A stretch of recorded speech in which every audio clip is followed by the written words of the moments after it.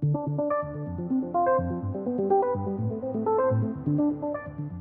right, we have a quick question here from a new subscriber asking how they can set up a put-call ratio chart in TradingView. They say that they've seen us referring to this chart a couple of times today and just wants to know how they can set it up in TradingView themselves, and more importantly also why we use it in our analysis. So firstly, as always, thanks for the questions. The reasons why we love all of these questions you guys give us is because it provides us with an opportunity to create educational videos that can benefit our entire community. So please do remember to keep those questions coming.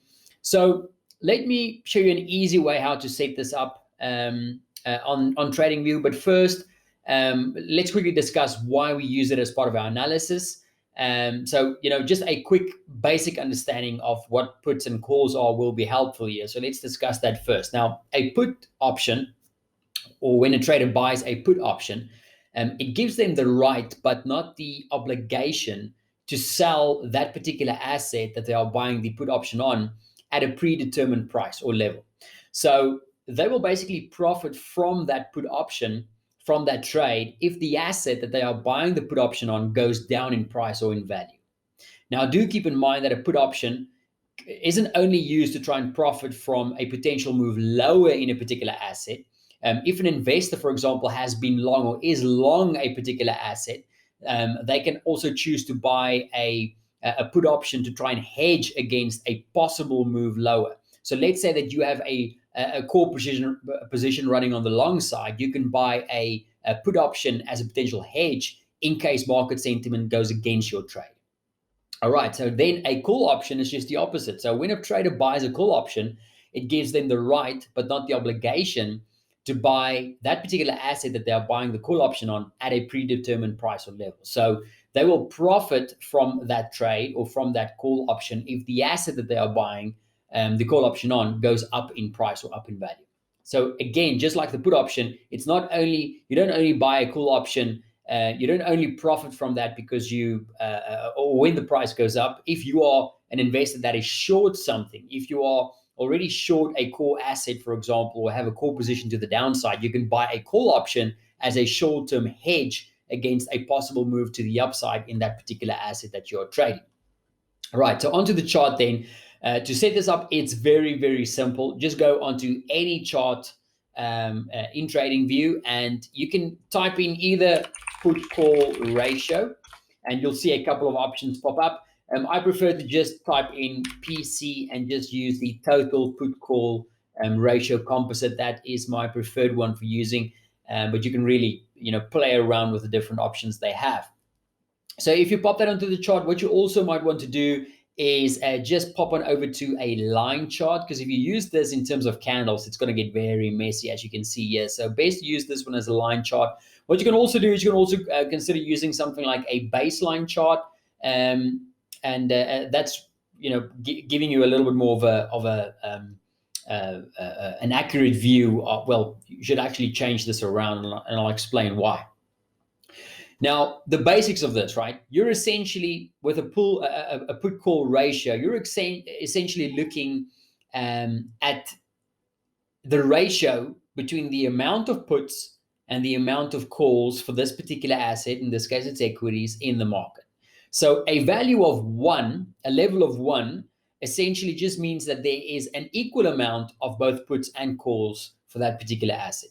So as you move below 1, right, that shows that there is more puts, below 1, that shows that there's more calls than puts in the market. So this color, to be more accurate, should actually be changed around. So let's make this one red for the baseline, and let's make this one green. It's going to be a little bit easier to, or let's make it blue, it's fine, to understand.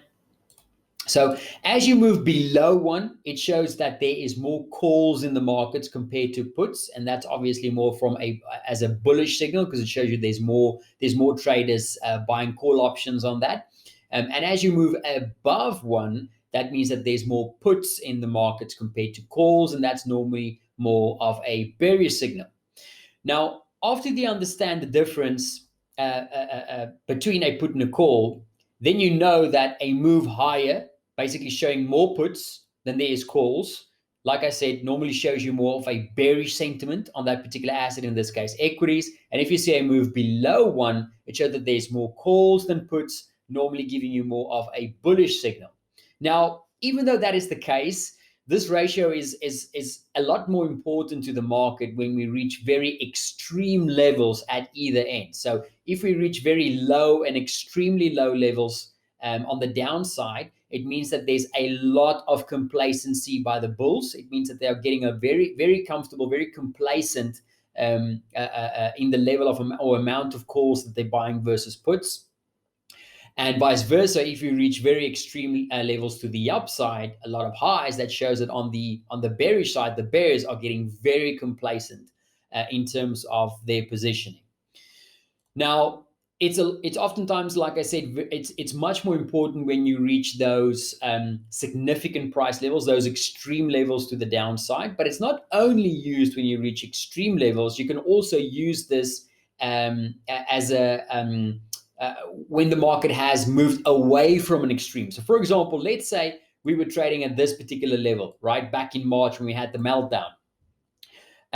Even though that is seen as a bullish signal in itself because you've reached a very extreme price level, even though that is considered as a bullish signal for stocks, when you've gone from a very extreme position on either end and then moved back down to 1, the moment you reach that level, for some traders, if you are still bearish on that particular asset, in this case equities, once you reach down to 1, it can also be seen as a potential selling opportunity because the market has basically moved away from that extreme positioning or that extreme complacency. And vice versa, if you are a bull, once you've reached that extreme level to the downside, as you get closer to 1, it's normally also can be seen as a bullish signal because it shows you that a lot of that weaker hands on the bullish side has been shaken out of the market.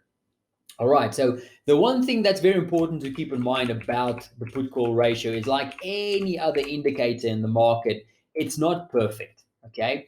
It's best used as an additional part of your analysis. So you're not going to be taking, I mean, when you reach these extreme levels to the downside, showing complacency from the bulls, it doesn't mean that you're automatically going to just, sell equities because you think they are overvalued or because you think they are at an extreme level. It's good to incorporate that into your analysis, but just because it's reached that level doesn't mean you just go outright selling equities and trying to catch a falling knife, so to speak. It's just another part, or should just play one additional part of a well-balanced analysis process. So I hope that helps with your question. Any other questions, as usual, please don't hesitate to let us know.